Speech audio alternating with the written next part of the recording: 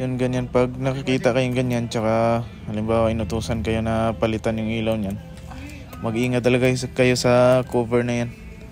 Sadyang napakalutong yan pag matagal na dyan nakakabit.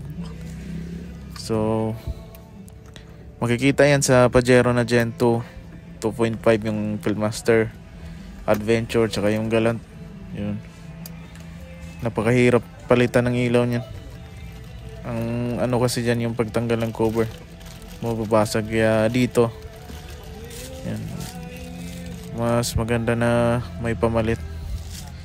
Kasi yan, sadyang napakalutong talaga.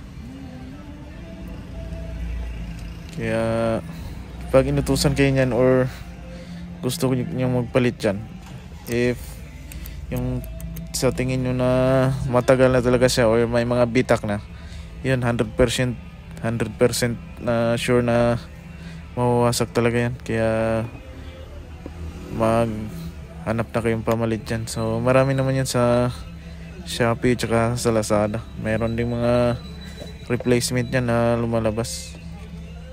Pero yung pinalit natin is Orig kasi yun yung request.